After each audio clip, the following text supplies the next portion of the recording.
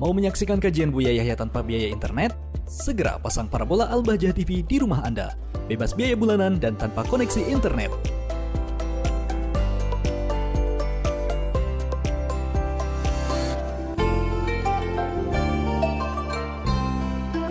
Assalamualaikum warahmatullahi wabarakatuh. Wassalamualaikum warahmatullahi wabarakatuh. Maaf, ingin tanya Buya, zuhur dan asar masjid tempat saya termasuk minim pengunjung. Sangat sering azan sendiri, iqomah sendiri, sholat sendiri. Pertanyaannya, jika suara saya serak karena flu sehingga suara sangat jelek atau sangat rendah, apakah baik tetap azan atau biarkan masjid tanpa azan? Yang kedua, lebih utama mana sholat fardu jamaah di masjid musolah desa sebelah dengan sholat fardu sendirian di masjid desa saya sendiri? Dan jika sering tak ada muazin pengganti, bolehkah memakai suara HP hasil rekaman suara azan saya saat sehat dulu? Jadi di luar sana terdengar azan suara saya sehat, padahal sebenarnya suara saya serak atau flu. Terima kasih Buya. Wassalamualaikum warahmatullahi wabarakatuh. Waalaikumsalam. Sedikit. Suatu ketika saya lagi beli sesuatu, beli makanan khas di tempat tersebut, pengen sholat. Anda terkagum-kagum, ajib betul. Nah, kita masuk musola, ada suara adzan. Saya toleh, nggak ada orangnya, ajib ini. Baru kita menemukan musola ajib. Ada suara adzan, tapi nggak ada orangnya. Wah, saya kasih tahu si anak yang bawa mobil, ajib di sini apa? Ada adzan, nggak ada orangnya. Mana ada? Tahu-tahunya apa yang adzan? Tip, rekor tip. Di pojok. Innalillah. Azan itu sunnah dikumandangkan orang, bukan tip diputer. Ya hamba Allah.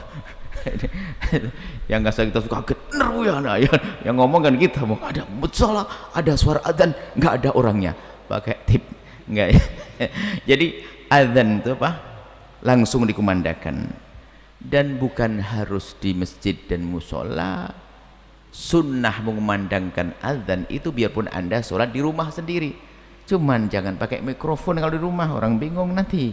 Yang penting mengangkat suara azan, azan untuk diri sendiri. Bahkan kalau sholatnya nggak berjamaah tetap disunahkan azan dan iqomah, kecuali ibu-ibu sunnahnya qomat saja, nggak disunahkan azan. Ini satu ya, jelas ya.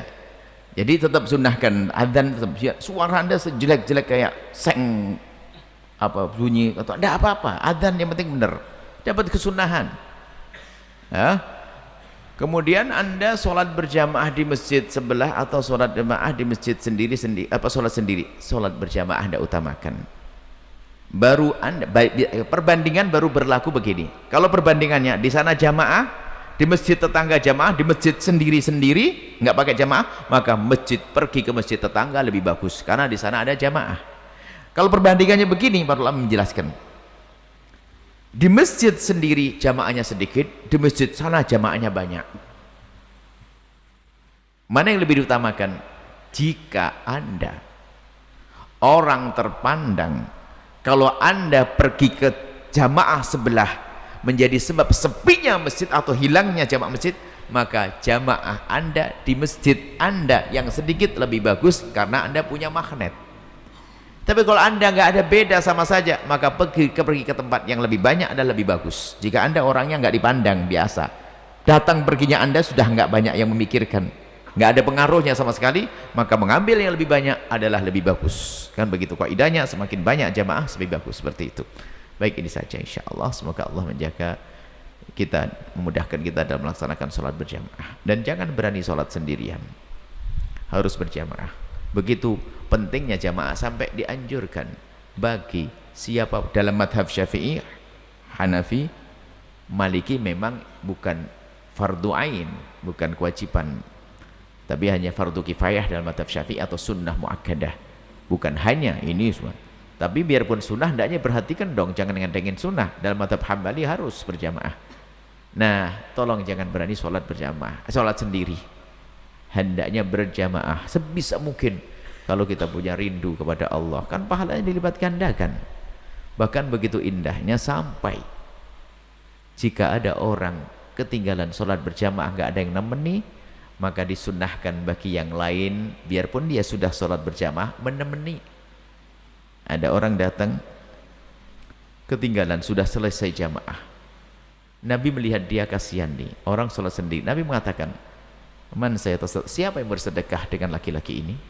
Silahkan sholat. Jadi nemeni orang yang belum berjamaah dengan berjamaah, namanya sholat mu'adah, adalah dianjurkan sedekah. Cuman ini adalah sunnah yang jarang dilakukan karena kita malas. Sholat aja sudah alhamdulillah, apalagi nemenin orang. Ini bahkan santri pun ada yang nggak ngerti ngajinya. Ini sholat mu'adah, ini dianjurkan untuk nolong orang. Bahkan dalam hadis ini riwayatnya ada dua macam. Yang pertama itu tadi, ada orang ketinggalan sehingga Nabi nyuruh. Ada orang lagi yang datang berdua, Nabi sholat, dia nggak sholat. Kenapa kamu tidak sholat? Waqad sholaina fi rihalina, kami sudah sholat di rumah ya Rasulullah. Kalau seandainya kamu ikut lagi akan menjadi tambahan kebaikan buat kamu. Ya dianjurkan oleh Nabi, biarpun sudah sholat di rumah sendiri-sendiri, masuk ke masjid ada jamaah, sholat lagi dengan berjamaah untuk mendapatkan kebaikan yang lebih. Seperti itu, wallahu a'lam bishawab. Sahabat Al-Bahjah TV, setelah menyaksikan video ini, jangan lupa bersolawat kepada baginda Nabi Muhammad. Shollu ala Nabi Muhammad. Allahumma sholli alaihi wa ala alihi wa sahbihi.